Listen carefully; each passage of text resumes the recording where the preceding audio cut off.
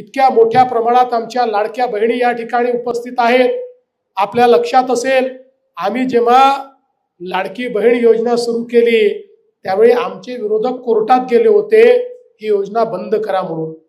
पण आम्ही कोर्टाला देखील सांगितलं की आमच्या बहिणींना आम्ही मदत करू इच्छितो, तर यांना का बरं या ठिकाणी त्रास होतो, आणि कोर्टानेही आम्हाला परवानगी दिली। आज लाडकी बहीण योजना आपण योग्य प्रकारे चालवतो आहोत। आणि कोणी काहीही अफवा पसरवली तरी लक्षात ठेवा, काहीही झालं तरी लाडकी बहीण योजना बंद होणार नाही, ती सुरूच राहील। माझ्या बहिणींना ते पैसे मिळतच राहतील। आता आपण प्रयत्न असा सुरू केलेला आहे की आमच्या या बहिणींना एकत्रित करून एक या लाडक्या बहिणींच्या माध्यमातून एक सहकारी संस्था तयार करायची, आणि त्या सहकारी संस्थेच्या माध्यमातून आमच्या बहिणींना त्यांना जे पैसे मिळतात त्याच्यावर आधारित कर्ज द्यायचं, आणि त्यातनं त्यांना उद्योजक म्हणून या ठिकाणी तयार करायचं, बचत गटांना त्या ठिकाणी मदत करायची। मला असं वाटतं की आमच्या मेघनाताईंनी त्याच्यामध्ये खूप आघाडी घेतलेली आहे।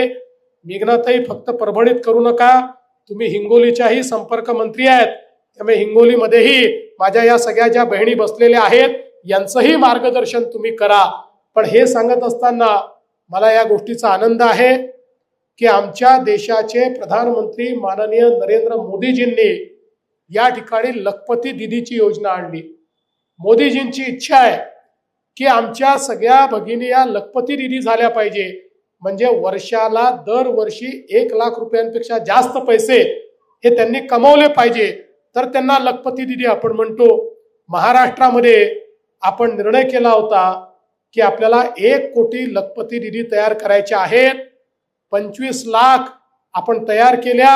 आता यावर्षी पुन्हा 25 लाख लखपती दीदी आपण तयार करणार आहोत, आणि त्याच्यानंतर त्याच्या पुढच्या वर्षी म्हणजे 2026 साली पुन्हा 30 लाख लखपती दीदी आपण तयार करणार आहोत।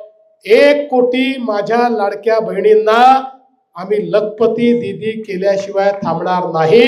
त्यांच्या जीवनामध्ये परिवर्तन घडवण्याचं काम हे आपण निश्चितपणे या ठिकाणी करणार आहोत। आज आपल्याला कल्पना आहे की अनेक आपल्या महिलांकरता वेगवेगळ्या प्रकारच्या योजना आपण या ठिकाणी आणल्या, आणि देशाचे प्रधानमंत्री माननीय मोदीजींचं मत पक्का आहे की विकसित भारत जर तयार करायचा असेल तर आपल्याला भारताची 50% लोकसंख्या म्हणजे आमच्या ज्या महिला आहेत त्या महिलांना जोपर्यंत आम्ही सक्षम करणार नाही तोपर्यंत विकसित भारताची निर्मिती आपण करू शकत नाही।